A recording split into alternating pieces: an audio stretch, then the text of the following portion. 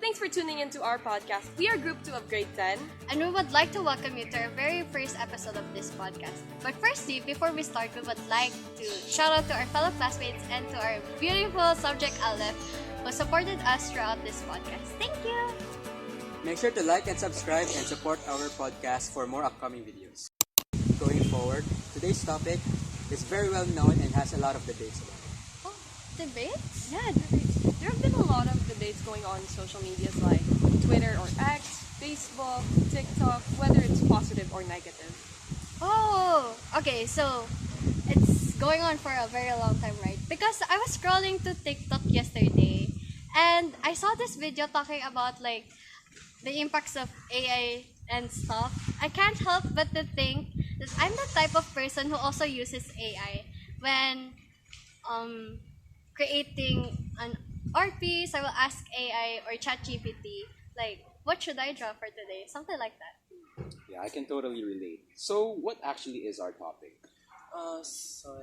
This topic is like very famous. It's well known around like Apex schools community, but our main focus, especially, is on the Apex schools last team. This community. Second clue is this has something to do with like creating IPBAs. Oh. Yeah, so like, can you guess? Is it something about the impact of technology or AI with creating the IPBA? Yes, but that goes.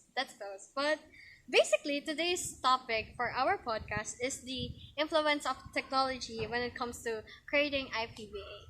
And for those people who don't know or who are new in this video, IPBA is basically integrated performance-based assessment.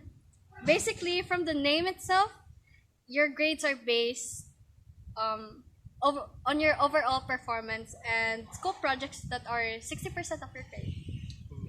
And it involves with creativity, collaboration skills, and leadership, and many more. So we can base these things throughout the school, and we can also apply it in real life, like our future and in job applications as well. Very interesting. So, we've established what the podcast is all about.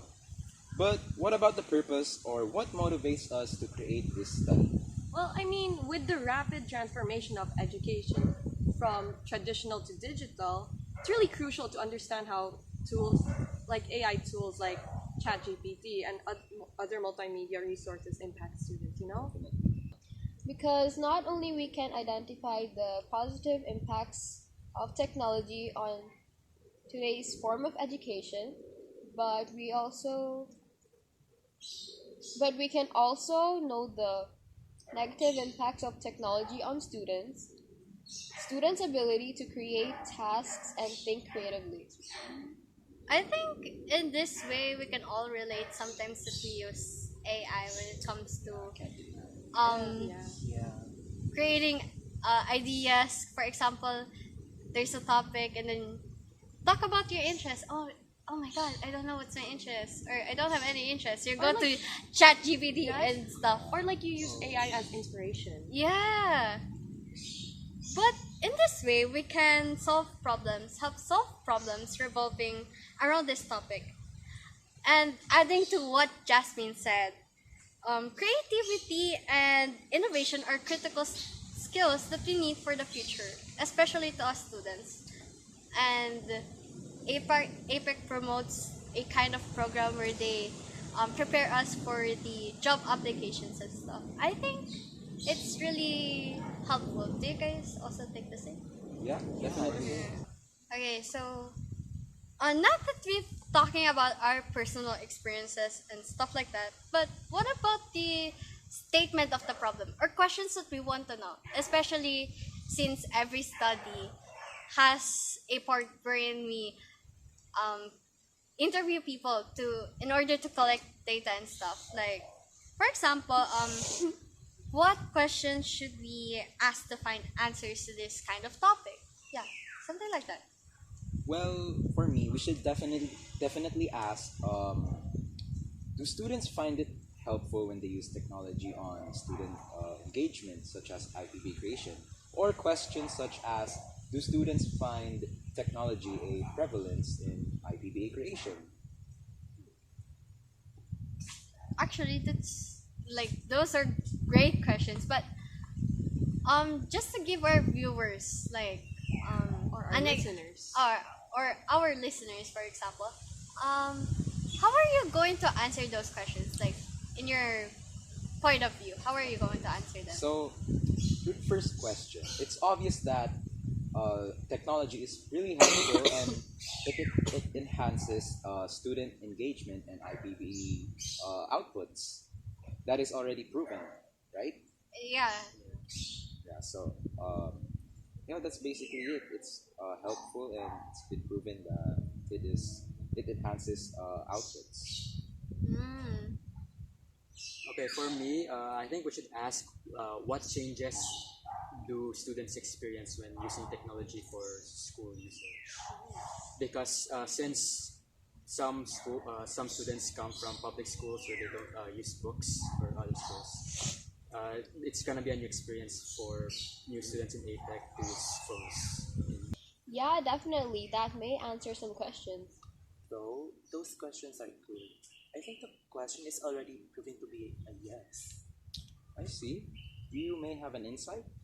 Yeah, of course. Well, when doing IPBAs, we often use technology and we use Google for research, or we can use our EGs too and use AI tools for work enhancements, like, like for grammar checking. And then for work enhancement. Yeah, I totally agree with Josh. How about you guys? Do you See, agree with I that? do agree.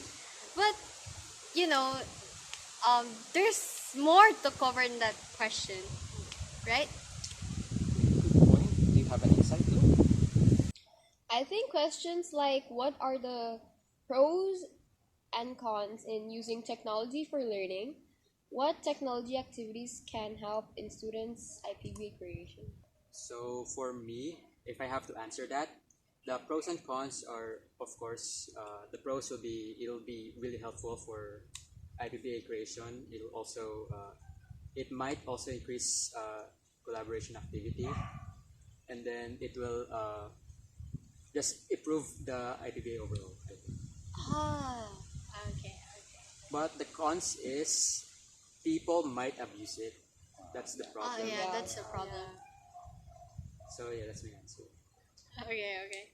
Okay, so we already know about the topic itself, but why is it important to study this? Okay, that's another great question. Thank you for that wonderful question. Ay, charot! Anyways, not only we can determine whether educational technology improves or neglects traditional learning, but also identify the problems and find solutions that help students improve when it comes to their skills and whether it comes to creating their IPBA or project or any task that involves school projects and stuff like that. Oh, yeah, absolutely. Well, before we move forward, let's dive a little deeper into our personal experiences. How personal experience. Like, how did you like? How did you like guys feel when you first encountered technology in your IPBA projects? That's a great question. Okay, so I'll answer that first if that's alright. For me, when I moved to APEC when I was grade 7, it was the time of pandemic and it's all online class lang and there's no face-to-face or blended learning. So it's really different than the notebooks and such. I'm rather used na there's books and then all the things you will find in there are in the books na. You don't have to search it. Pero when I go to APEC, we use EG right? Experience guide, and the things are like it has a really big attack to me or culture shock thing. Ayun. I really had a great time naman exploring stuff kasi I wasn't that techy dati. They know what techy means? Yeah. Techy, like, hindi ako masyadong sa technology and such when I was grade 6. So, Almost all Apex students like me. yeah. Actually, since I'm a transferee from last year, it was like really new to me since I came from like a private Catholic school where everything's books. I had over 9 books, 9 notebooks. It was a hell to carry all that. But when I came to APEC, everything was on my phone. So it was hard to adjust to like actually learn how to use EGs, everything's in Google Classroom. I had to learn what IPBAs were, how they work, how the LMS at the time worked, but now it's Cerebri. But I had to learn everything, and it was like kind of overwhelming at first. But now I've gotten the hang of it. Like I'm used to like using my phone for all this stuff, and I can just like take notes like that. Yeah, it's very different from traditional learning, right? Very.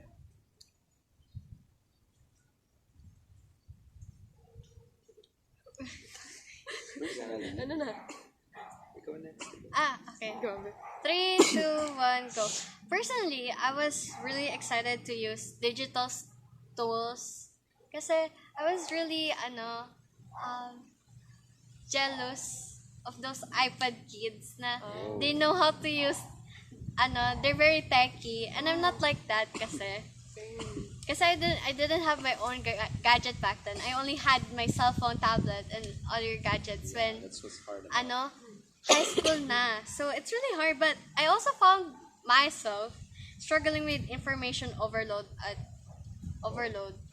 times. Many times. Like parang for example, we had to do this position papel last school year nung grade 9.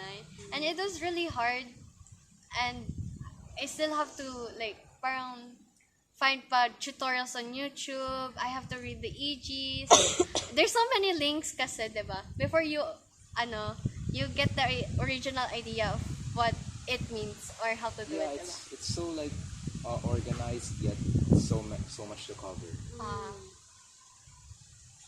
I felt the same way. That I was also excited to learn in online because I'm more of a introvert. I don't really like going outside and stuff. So learning stuff through online is basically a benefit for me. But we can all agree that learning in online and then all the information is on your phone. It's really easy. You don't have to bother carrying books and It's such. more Easy but accessible. overwhelming. Yeah, how about you?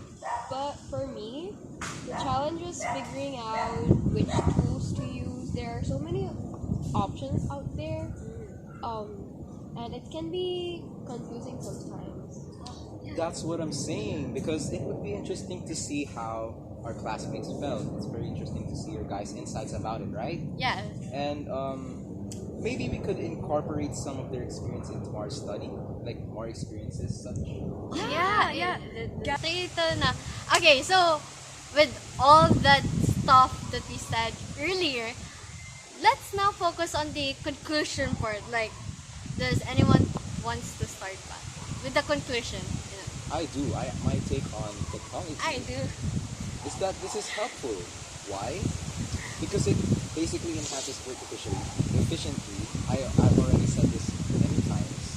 Yeah. But I mean, it's true that it actually enhances outputs and stuff. Yeah, but it has negative impacts as well, right? Yeah, it definitely does. Also, let me add to your thing. It definitely enhances assessments, also students' engagement, and also personalized learning. Yeah, totally. Overall, these are all like keys on good education, right? Okay, so definitely good insights. Pero moving on, does anyone else wants to share pa? No, go ahead. Okay. Thank you, Josh. Okay, so go ahead. Okay, so now, yeah, I totally agree on you guys' point on technology. Yes, to summarize everything. technology is really helpful and brings out efficiency. And however, do you guys ever think it has a prevalence? Why is that? Like, well, distractions, or that's possible, right? Of course it is. I don't know, distractions and dependency on Google and ChatGPT. Definitely possible. I see your point, but the distractions thing, it depends on the student's discipline. I guess we've already answered all the questions earlier, right? Do you guys have that technology is helpful, but it has negative impacts. The pros and cons, and then what else? Yeah.